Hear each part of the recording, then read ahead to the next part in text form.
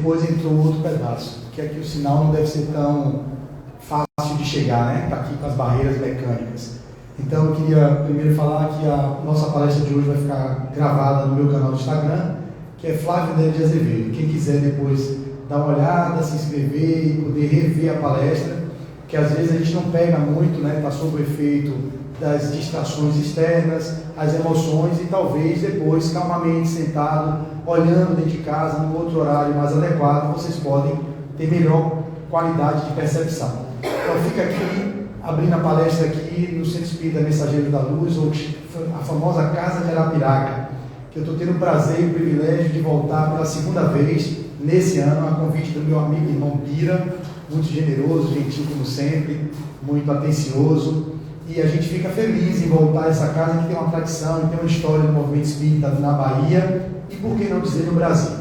Então assim a gente fica com o coração jubiloso e com a sensação de que vamos aqui tentar passar para vocês aquilo que seja do interesse do coletivo.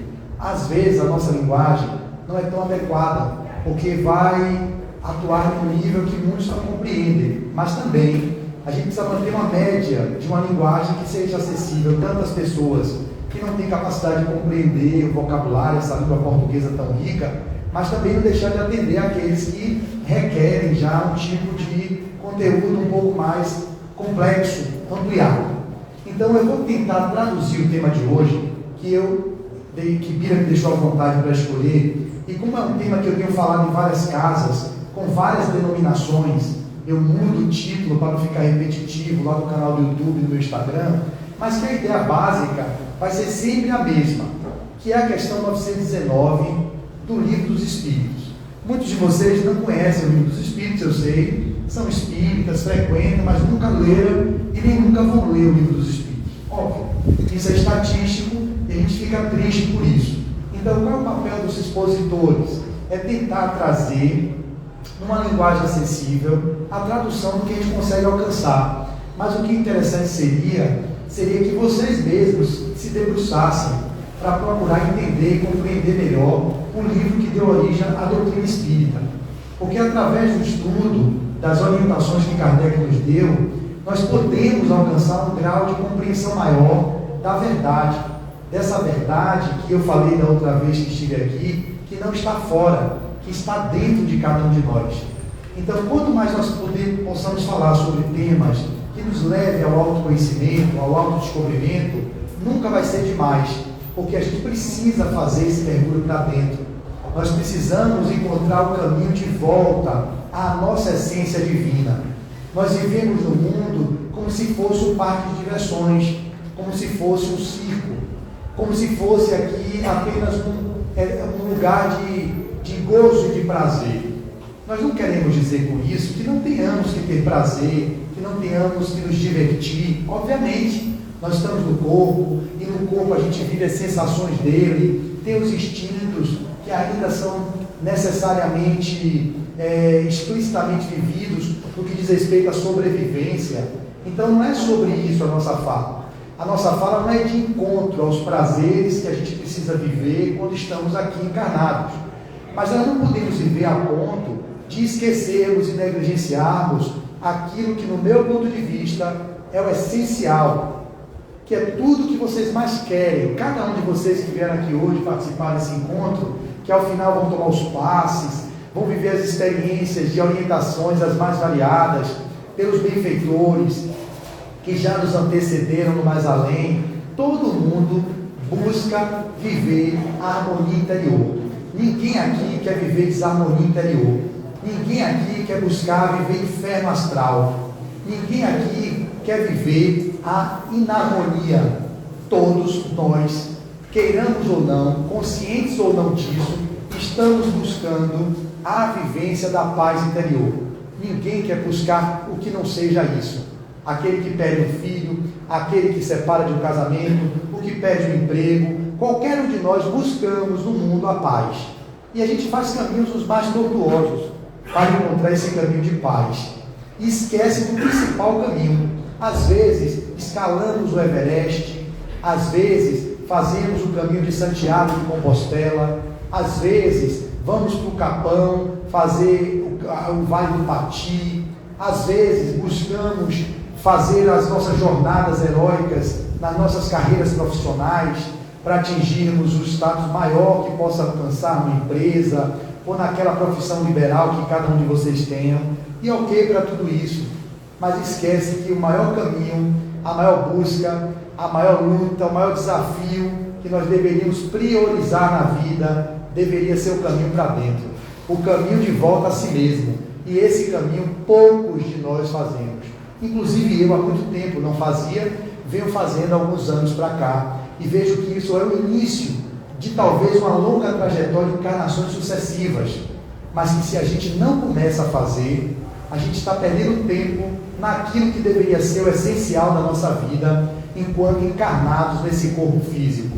Se nós não fazemos esse caminho de volta para dentro, nós vamos ficar sempre dependendo de terapeutas, dependendo de médicos, dependendo de médiuns, dependendo de santos, dependendo de orixás, dependendo de tudo isso que está aí e que certamente é necessário, porque a humanidade não alcançou o grau da compreensão do que seria o essencial à vida, que é o conhece-te a ti mesmo. Então o tema de hoje é da questão 919 do Livro dos Espíritos, que todos os palestrantes espíritas falam a resposta de cabeça, e muitos de vocês já conhecem a resposta, mas poucos de nós vivemos a proposta que Santo Agostinho vem nos trazer nessa questão. A pergunta é lapidar e clássica, quando no livro terceiro, no Livro dos Espíritos, Kardec vai perguntar aos espíritos assim: qual o meio prático mais eficaz que tem o homem de se melhorar nessa vida e de resistir à atração do mal? Olha a pergunta: qual é o meio prático mais eficaz que tem o homem de melhorar-se nessa vida e de resistir à atração do mal? A pergunta de Kardec é uma pergunta fundamental, porque todo mundo quer aqui resistir ao mal, está todo mundo aqui sendo sempre chamado a viver as paixões humanas, o movimento da cumilança desenfreada, dormir horas infindas, ver programas televisivos que nos entretenham e nos tirem do fundamental, do essencial à vida. Óbvio, esses são os mais variados arrastamentos que nós temos, e às vezes os arrastamentos que são aqueles instintos primários que nós trazemos da violência, da maledicência, da intolerância, da impaciência. Tudo isso que eu estou falando eu vou desenvolver durante a minha fala, para vocês ficarem com clareza de que tudo que eu estou falando aqui é o esforço que eu estou fazendo para me modificar, mas eu vou mostrar como é que modifica. Não se modifica mudando o comportamento.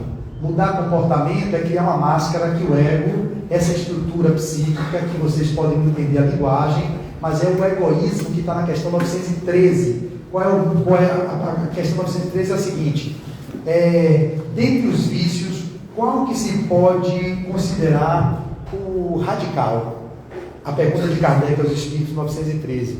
Dentre os vícios, qual que se pode considerar radical? Aí vai responder os Espíritos: temo-lo ditos muitas vezes, o egoísmo.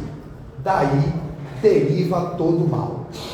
Então, o egoísmo é o vício que se considera o radical, e é do egoísmo que se deriva todo o mal. Então, se o egoísmo é a grande chaga da humanidade, e aí o orgulho é parente próximo do egoísmo, e todos os outros desdobramentos que o egoísmo tem, se ele diz lá no Livro dos Espíritos que dele deriva todo o mal, qual deveria ser a nossa busca maior na vida? Combater o egoísmo. É isso que nós estamos fazendo? Muito poucos de nós não. Nós estamos cada vez mais alimentando o ego. Ego vem do termo egoísmo, vem do termo ego, que é como se fosse aquela estrutura da psique, do nosso psiquismo, que faz com que a gente se relacione com o mundo. Aqui é o ego que está se manifestando para ir se comunicando e levando virtudes, habilidades, conteúdos para aquela estrutura maior que é o self, que chama-se si mesmo. Pode ser traduzido para vocês como Deus, que está na questão número 1 do Livro dos Espíritos. Quem é Deus? A causa primária de todas as coisas, a inteligência suprema do universo. Então, Preste bem atenção que eu vou tentar traduzir para vocês. Eu sei que a linguagem pode não estar acessível para todos, mas eu estou tendo cuidado de traduzir cada termo que eu traga que seja fora do padrão de convencionalismo de vocês que me ouvem. Eu vou tentar fazer uma imagem para que vocês não saiam daqui voando. E quem não entendeu legal o que eu estou querendo passar, vai na palestra e vê de novo, revê e fica tentando compreender, porque isso aqui vai ser, no meu ponto de vista, um presente para a vida de vocês, que eu realmente vim com esse propósito hoje de entregar um presente a vocês. Mas não vai adiantar nada a gente receber um presente e pegar e ficar com a embalagem do presente, né? A gente tira a embalagem e quer um conteúdo. Não fique com a minha fala, não fique apenas com o que é o papel que está envernizando, o que é o verniz do que eu digo. Tente ir na profundidade do que eu estou tentando passar. E para que vocês possam aprofundar, fica o convite. Vai para dentro, vai estudar, vai ler. Mas não é ler só livros, vai ler a vocês, enquanto seres que estão na Terra vivenciando um propósito. E que poucos de vocês sabem qual é o propósito de estar aqui. Está aqui todo mundo às vezes como autômatos. Quando eu falo todo mundo, eu me incluo também. Num determinado nível, eu também estou incluso nessa minha fala, porém, uma diferença já vai se dando de acordo com alguns de vocês, porque eu já não estou tão inconsciente, eu já estou com a consciência de que eu vivo também no egoísmo, me batendo no mundo, buscando os prazeres do ter em detrimento do ser. Então, não estou apontando o dedo a ninguém. Eu falo todo mundo porque eu estou numa exposição pública e a gente tem que se incluir também, que vocês já entendam. Tudo que eu disser aqui, eu sou o primeiro a ter que olhar, tá bom? Tem água? Me dá aqui pode ser uma garrafinha, um copinho aqui. Então, prestem atenção. A gente vai fazer, não vou me ater a ficar tentando desenvolver muitas outras coisas, a não ser isso, que para mim é o fundamental da nossa fala aqui hoje à tarde. Então, se nós precisamos olhar para o egoísmo, que é o fruto daquele lugar de ego que adoece, o ego adoecido, porque o ego é importante, a gente não vive no mundo sem o ego. Para eu me relacionar com vocês, eu preciso do ego, e a gente precisa dele com uma estrutura que vai nos ajudar a integrar as habilidades. Vai nos ajudar a integrar as habilidades, que nós estamos no mundo aqui para buscar essas habilidades, que elas estão aqui. Está caindo um pouquinho, né? É a pilha, a bateria ou não? Vamos ver, mas está bom ainda, né? Se cair de novo a gente troca.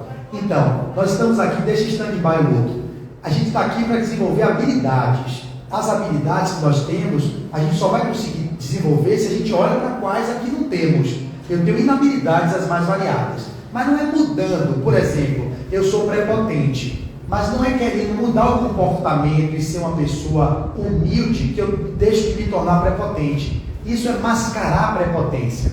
Não é você ser egoísta e querer mascarar ser altruísta, ser generoso. Isso é máscara. E as pessoas interpretam equivocadamente como é que faz a transformação moral. Nossa busca maior na Terra é fazer a transformação moral, que no Espiritismo a gente reconhece como a reforma íntima. A reforma íntima que devemos fazer para reformar o quê? A gente precisa reformar aquilo que está estragado. Mas a gente não é um ser estragado, nós somos seres perfectíveis. Porque vós sois deuses.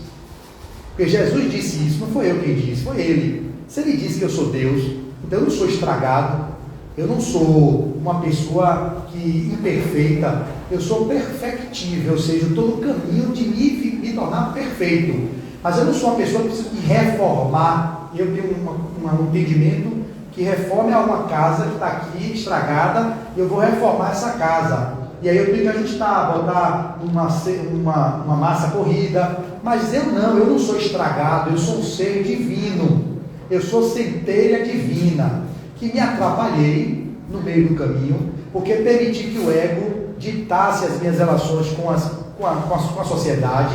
E aí eu comecei a destruir, entre aspas, aquilo que é a minha potência divina. Se Jesus falou, vós sois deuses, e eu sei que sou centelha divina, é porque eu não estou acessando a centelha divina para expressar ela no mundo. Se eu não consigo expressar o meu divino, é óbvio que eu vou ficar totalmente atormentado com essas camadas de lixo que eu fui acumulando por ser pautado nas minhas escolhas a partir do egoísmo, do ego adoecido, o ego que adoeceu. que deveria estar a serviço do self. Self, já falei, que é o si mesmo, que é o espírito imortal, que é o Deus interno, que é o Cristo interno. Por favor, quando eu falar self, vocês vão entender que é o si mesmo, que é você Deus, você deusa, você Deus, você deusa. Todos vocês são Deus, centelha divina. Percebam, se nós estamos falando, como perguntou Kardec, e a resposta dos espíritos, que mais especificamente Santo Agostinho foi: um sábio da intimidade vô-lo disse, conhece-te a ti mesmo. Todo mundo sabe isso de cabeça. A resposta da questão 919 foi essa. Qual é o caminho mais prático e seguro para a gente poder... Eu não tenho de cabeça a pergunta. E aí a pergunta é: qual o meio prático mais eficaz que tem o homem de se melhorar nesta vida e de resistir à atração do mal? Um sábio da antiguidade vô-lo disse, conhece-te a ti mesmo. Aí Santo Agostinho vai fazer um tratado de um roteiro na questão 919 de como a gente pode conhecer, como nós podemos nos conhecer a nós mesmos. A todas as noites, quando chega em casa, faz um balanço do seu dia, percebe os caminhos que você transitou, se você foi descortês com alguém, deselegante com alguém, foi irritadíssimo no trânsito, disse uma liberdade a uma pessoa, foi mais austero com seu pai, com seu filho. Fazer um balanço disso é identificar as nossas tendências, as nossas inclinações, as nossas predisposições. Só o que é que as pessoas fazem? Elas pegam e identificam isso, aquelas que identificam, porque tem muitos que nem tem tempo de fazer isso, em momento algum, vai tocando a vida, e a maioria nós somos 7 bilhões, quase 8 bilhões de habitantes no planeta, a maioria dessas pessoas vive assim, com automatismo, acordando, levantando, trabalhando, comendo, procriando, e não sabe o que está fazendo aqui, para onde vai, o que veio fazer, são completos desconhecidos de si mesmos. E vivemos a encarnação inteira, que é um átimo, um segundo na eternidade, usando dessa oportunidade de forma a malbaratar o tempo, a não utilizar de forma equânime, de forma mais eficiente, eficaz o tempo que a gente tem.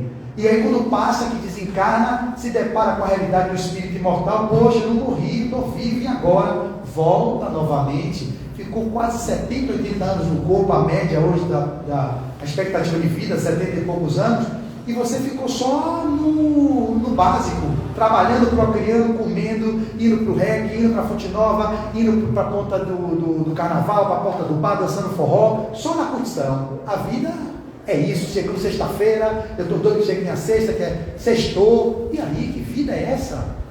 Que vida? E aí vai, até quando? A gente vai passar nesse lugar sem fazer o que é o essencial, que é o mergulho para dentro. Então, quando ele diz conhece a ti mesmo, é o caminho que nós deveríamos ter como base na vida, como regra do viver, e não a coisa de um dia ir para um retiro espiritual da igreja católica, batista, ou um retiro de meditação, de yoga, ou do espiritismo, para ali começar a fazer 3 dias e ir mergulhando para dentro. Vou fazer não adianta. Você tem 365 dias do ano, fica 3 dias no retiro e cai no oba-oba os 362 que faltam? Que vida é essa?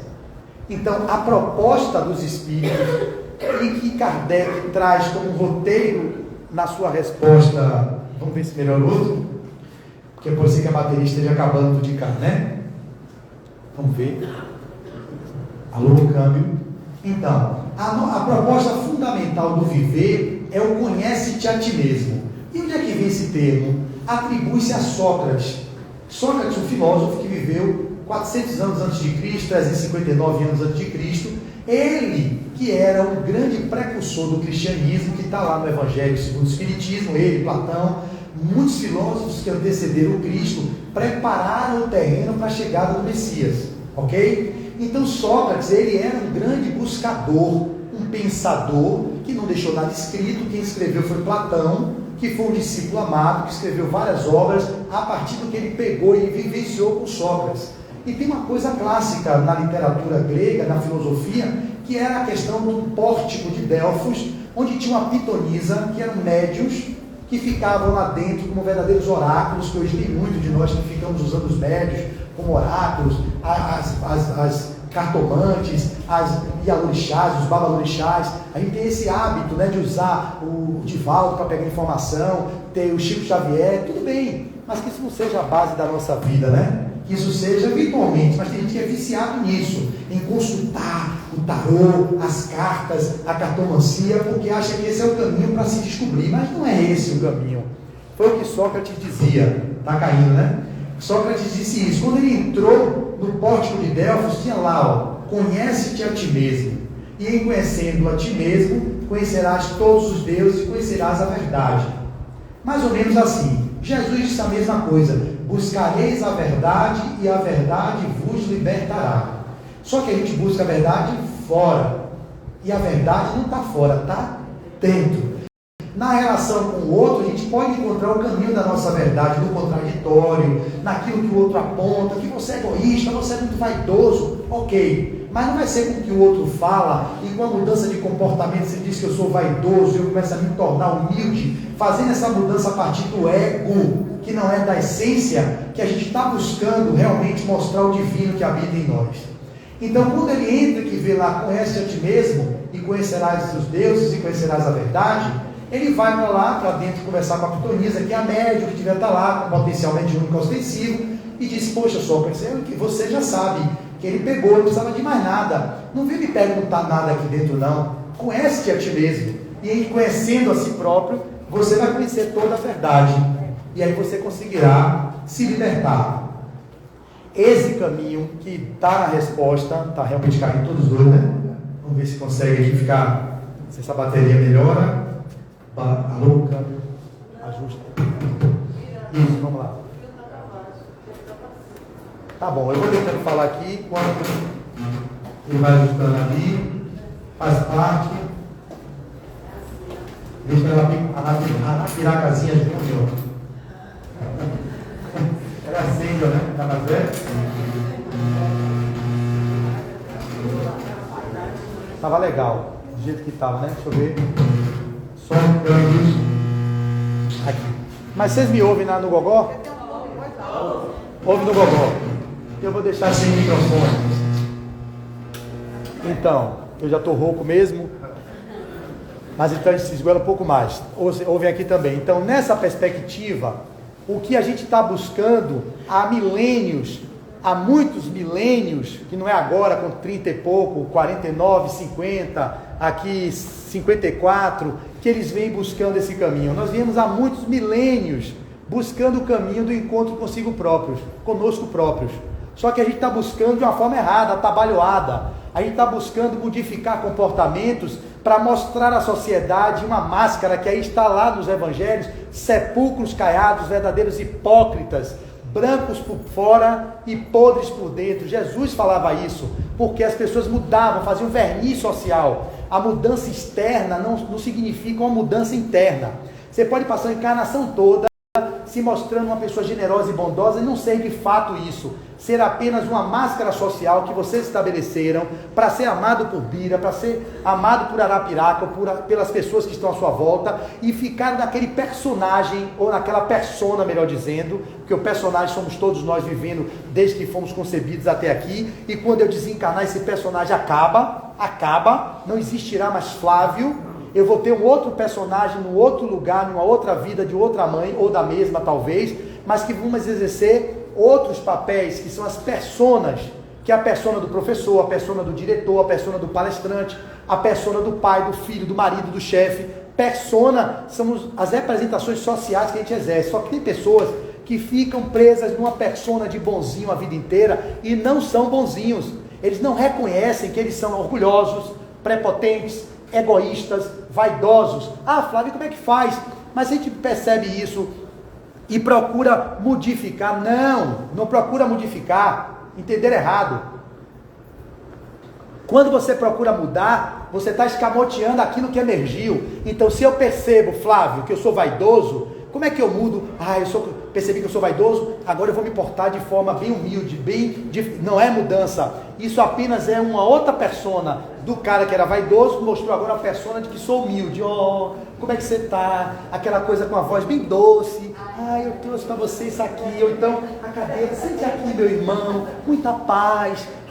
aquela paz que a gente chama Rivotril, né? A paz que você está tipo sedado, como se você tivesse hebetado com alguma droga que você tem necessidade de tomar em algum momento da vida, mas tem pessoas que passam a vida inteira nesse lugar, no papel, que não é uma conquista, não é a revelação do divino que ele tem, e sim o ego que tenta escamotear, fantasiar uma outra máscara para poder ser amado, ser aceito, ser querido. E isso é um lugar de equívoco completo que não tem nada a ver com a questão 919. Conhece-te a ti mesmo e assim você poderá transformar esses vícios. E como é que faz isso? Olhando para aquilo que você tem, que vou dar o exemplo que eu trouxe, a vaidade, dizendo assim, olha, eu estou vaidoso. O que é que faz com isso? Nada. Aceita que dói menos. A melhor forma de haver uma transformação genuína é você aceitar. E muito pouco de nós aceitamos que somos vaidosos, que somos orgulhosos, que somos prepotentes, que somos egoístas, que somos intolerantes, raivosos. Todas essas mazelas que fazem parte do viver, elas só serão transmutadas se nós reconhecermos que temos e não negando. Porque quando nega, já dizia Freud, você joga para o inconsciente. Você está recalcando. O recalque nada mais é do que tirar da periferia. Eu não mostro para você que eu sou vaidoso, e eu jogo para o inconsciente, reprimo e fico andando todo sujo, às vezes maltrapilho, que é um completo equívoco do que não é ser vaidoso. Ser vaidoso, eu falei da outra vez, não é você querer pintar seu cabelo, fazer uns ajustes na face. Tudo bem, isso não é a vaidade que atrapalha, isso é uma questão estética para você mesmo. São os outros níveis de vaidade que a gente fala, que pisa no outro, que é prepotente em relação ao outro, que se acha superior a uma raça em relação a outra. Essas vaidades intelectuais, essas são as maiores chagas da humanidade.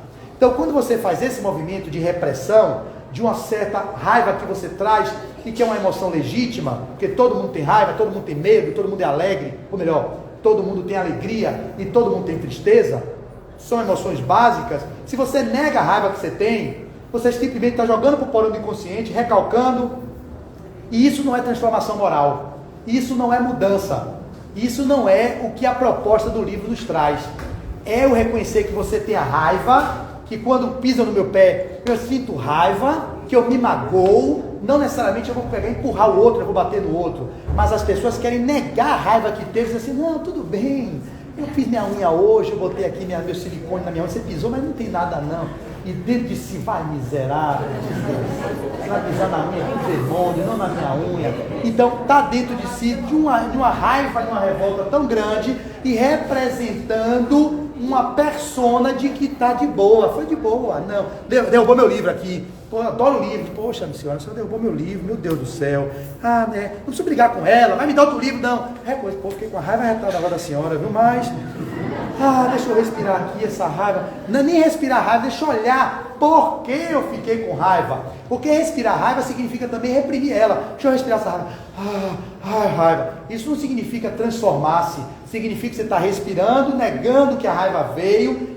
Olha bem, eu estou querendo deixar claro, não significa ser tomado pela raiva e dar um tiro no outro, isso é uma polarização, mas também não significa deixar a raiva não ser expressa e recalcar e reprimir, ficar dentro com gastrite, com úlcera, com câncer de mama, com um monte de doença, porque você não quer ter raiva, porque raiva não é de Deus, raiva é feio, raiva é pecado, é um grande equívoco.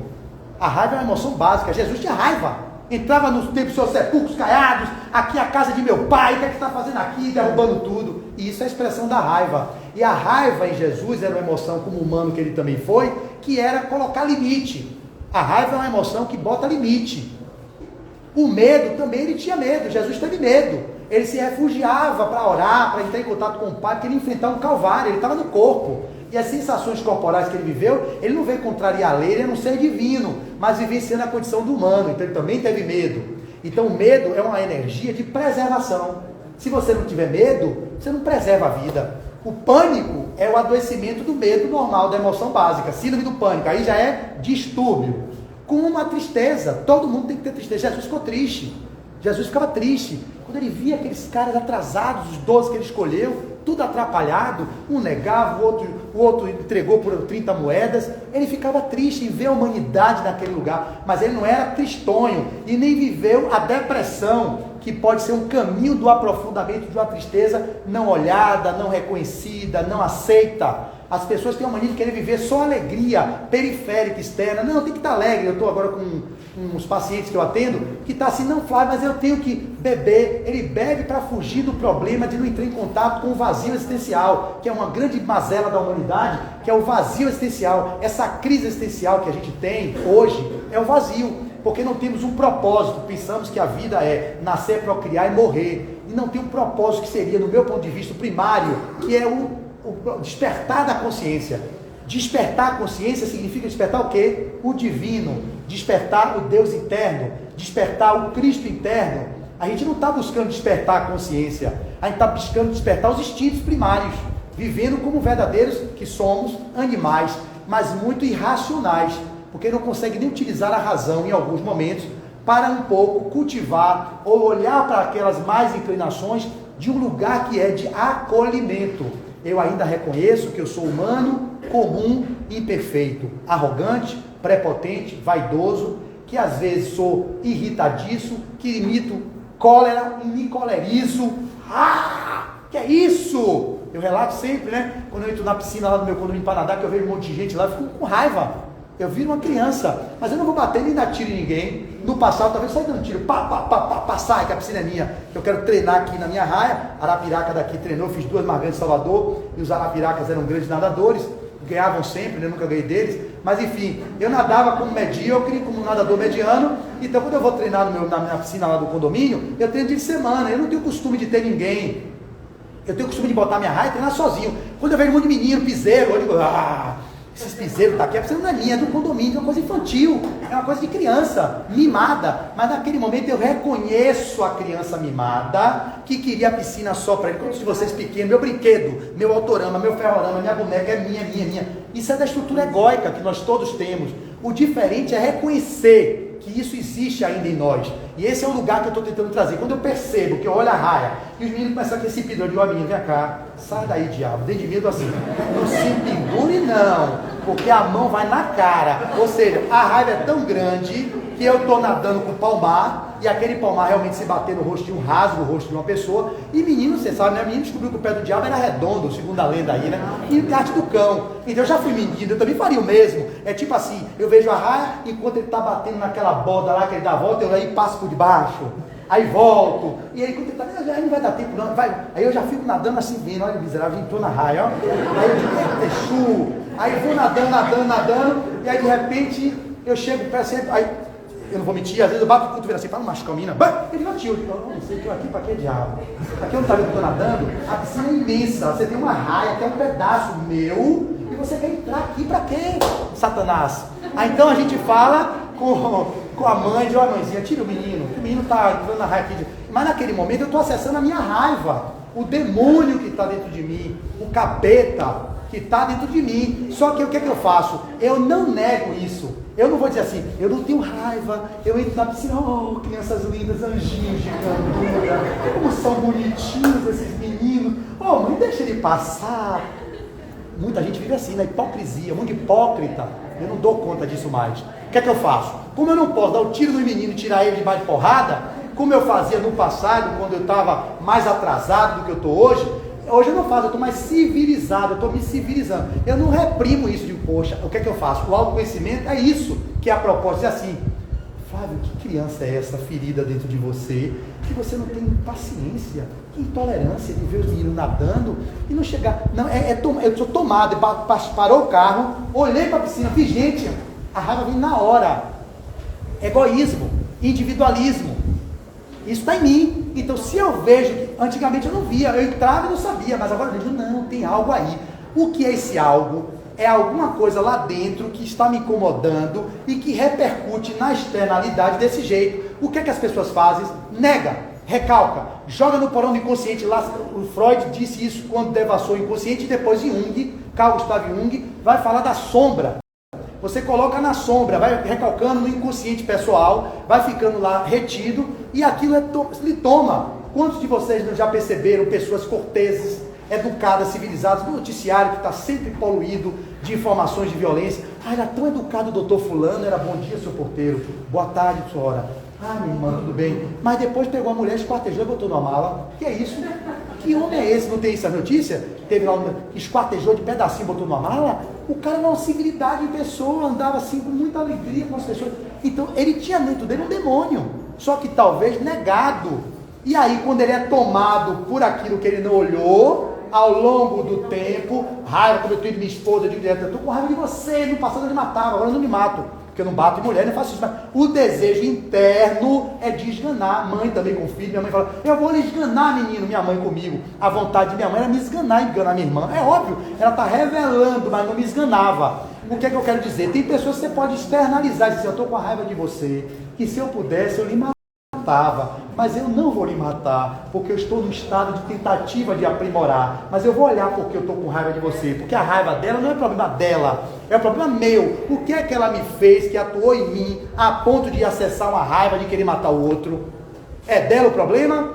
O que o outro nos faz cabe ao outro, o que importa é o que eu faço com aquilo que o outro me fez. Se o outro pisa no meu pé, não tem nada a perder, me dá uma fechada no trânsito, e eu saio atrás dele como se meu carro fosse uma arma para bater como Mad Max, pá, pá, pá.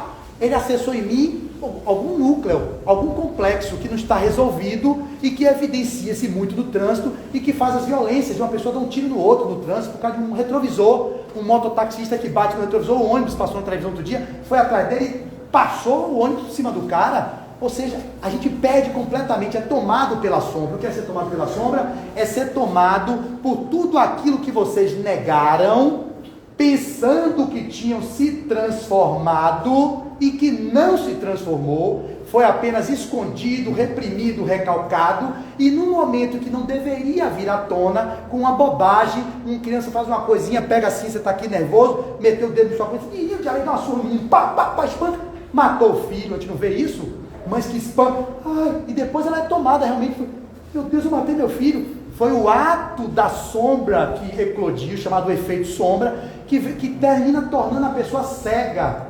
Ela perde a razão. Você fala, perdi a razão. Você perdeu a razão, Flávio. Você não tinha nada que bater no menino, ou pegar um cachorrinho que não sabe que não pode fazer pipi numa cama, a pessoa vai lá, espanca o cachorro até a morte. Que racionalidade é essa? Como é que você se permite não ter que o bichinho é irracional, ele fica ali acuado, não sabe nem o que ele fez, coitado. Quantos fazem isso com os animais e maltratam os animais? Quantas crianças já nascem com essa predisposição de perversidade com os animais quando vê, já se afasta dele. Então, esses lugares que a gente vai finalizando, são lugares que todos nós vivemos. Divaldo Franco, Chico Xavier, ninguém é perfeito. Perfeito só Jesus de Nazaré. E mesmo teve medo, teve tristeza, teve momentos de alegria que ele vivia, mas o entendimento das emoções que ele viveu ali. Só que Jesus reconhecia os momentos que ele vivia isso e dizia assim, ok, eu sou espírito puro. A gente não, a gente quer ser puro, como Jesus, mas não tem o grau de evolução, nem a trajetória de Jesus para ser ele. Ele é o meu modelo e guia, mas eu não sou ele. Eu estou buscando ele como referencial, mas antes dele eu tenho o São Francisco de Assis, que é um referencial mais próximo de mim. Eu tenho Chico Xavier, eu tenho Irmã Dulce, eu tenho Madre Teresa, eu tenho outros seres que ficaram mais no humano e que mostraram que eram mais comuns e imperfeitos, que não são espíritos puros ainda. Jesus era puro, nunca se conspurcou, nunca se maculou, nunca se corrompeu na vida que teve, mas se perdeu um dia, provavelmente, quando começou a sua jornada. Ele já nasceu puro, sou Jesus. Foi assim? Jesus foi criado Jesus? Jesus apareceu? Não. Ele tem milênios, trilênios de vidas em vários mundos até alcançar o estado de plenitude, de bem-aventurança, do ser puro que ele foi. O nosso mal é esse. A sociedade hipócrita exige que a gente crie máscaras, representações que fazem com que nós vivamos o dia inteiro na máscara. Aí quando chega em casa, revela um pouco o que a gente não está ainda de fato conquistado. E aí bota para fora dentro de casa, aqui que bota para fora. Você sai do centro aqui, fica todo mundo aqui, passa, não sei o quê. Não sei o quê. Aí todo cara, vai diabo, menino, seu cão, você está me explicando por que diabo? Então, ela está aqui representando um papel, e é necessário, mas ela tem que entender, olha para a minha fala, que ela é raivosa, que ela é intolerante, que ela é impaciente, que ela é prepotente. Eu sei que eu sou assim. O que é que eu faço? Para conviver em sociedade, eu vou aqui usar-me de um bolsista Ibira. Eu não gostei, você derrubou meu livro, irmão, mas Você quebrou um livro que eu amava tanto. Aí eu vou para casa e digo, pô, eu fiquei tão magoado quando ele fechou meu livro. Poxa, isso é o processo de mudança. Isso vai se dando até que chega um dia que aquilo emerge. Você não precisa se esforçar para ser bom. Você não precisa se esforçar para ser altruísta. Você simplesmente acessa o Deus interno que é bom. Você eminentemente é bom. O mal é a ausência do bem. Não existe o mal. Está lá. O mal é a ausência do bem. Então, se é a ausência do bem, significa que aquelas maldades que vocês acham que ainda manifestam, é o divino que não está sendo expresso. É a ausência do divino que vocês não estão permitindo chegar a evidenciar-se. Porque vivem no ego. O ego tem todas as necessidades de viver no mundo para integrar habilidades, para poder o self, que é o Deus interno, gerenciar, que deveria ser o gestor da nossa mente, da nossa psique. Imagine sua casa, eu sempre falo isso, você tem um mordomo, eu chego em casa, ele é meu mordomo, Bira, minha casa é minha, Bira está cuidando o dia inteiro da minha casa, mas se eu chego de noite, Bira, agora a casa é minha, você quer mandar em mim? Pelo amor de Deus, Bira, segura aí, vai lá para os seus aposentos, porque quem manda agora sou eu, o dono da casa sou eu. O que significa na psique? O self é o dono da casa, o ego é o mordomo, só que a gente permite que a vida inteira seja comandada pelo mordomo, pelo ego, que deveria ser o quê? Ele precisa se manifestar na palestra aqui. Eu estou como a persona do expositor, preciso usar um pouco do verniz, óbvio, mas eu tenho que saber que tem um selfie lá dizendo assim, Flávio, você não é aquilo não, você sabe que você não vale nada, você é o Satanás. Eu digo, rapaz, mas como é que eu faço com isso? Eu vou mudar, agora vou ficar bonzinho. Boa tarde, meus irmãos, muita paz, que Jesus possa ser o nosso guia e modelo para todo sempre. Forçação de barra, eu morrer, a gastrite estourar, oh meu Deus do céu, eu não sou isso, o que é que eu estou fazendo na minha vida? Então seria uma falácia, e sustentar isso o tempo todo, tem gente que vive assim o tempo todo, querendo representar uma coisa que não é. Eu disse que eu tenho que chegar aqui e falar assim, gente, não estou falando isso, eu estou falando que vocês precisam olhar para dentro, para reconhecendo, um adágio popular que diz assim, não saias, no livro Memórias, Sonhos e Reflexões, que é uma biografia de Jung, Carl Gustav Jung, escrita por Jafé, eu não lembro o nome dela agora. Não saias, é no interior do homem que habita a verdade. Adágio alquímico, Jesus, buscareis a verdade vos libertará. Pórtico de Delfos, conhece-te a ti mesmo e conhecerás a verdade e todos os deuses do panteão. Então todo mundo está dizendo, conhecer a si mesmo, livro 909, questão do livro dos Espíritos, buscareis a verdade, como fazer para a gente finalizar, eu sempre esqueço a pergunta, qual o meio prático mais eficaz que tem o homem de se melhorar nesta vida e de resistir à atração do mal? Um sábio da antiguidade evoluiu disse, conhece-te a ti mesmo. Para finalizar, meus irmãos, fica a dica, conhece-te a ti mesmo e conhecereis a verdade, e essa verdade certamente nos libertará. É no caminho para dentro, é na busca do insondável do self, aquilo que não pode ser sondado na periferia, no oba-oba, é naquele mergulho profundo para dentro, através da meditação, através de leituras edificantes, através de retiros espirituais, através da busca da presença na atenção plena, no dia a dia, estar no trânsito, presente no corpo, presente com a consciência sempre presente, é que vocês vão encontrar esse caminho, que é o lugar que lhe trará paz, que lhe trará harmonia, que revelará o Cristo interno que vocês são, como eu sou, e estou buscando revelar o meu. Muito obrigado pela atenção de vocês, e até um próximo encontro, se Deus quiser. Muita paz.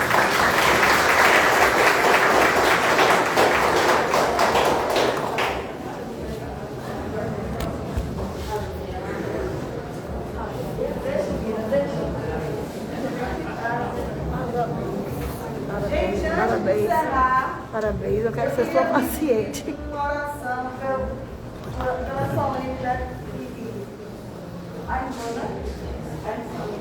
irmã dessa irmã que já desencarnou trouxe essas lindas flores em homenagem a Jerusa Maria Ribeiro dos Santos. Então vamos fazer o Pai Nosso para essa irmã que desencarnou já há algum tempo e que a irmã trouxe essas flores para homenagear. Jerusa Maria Ribeiro dos Santos. Pai nosso que está no céu, santificado seja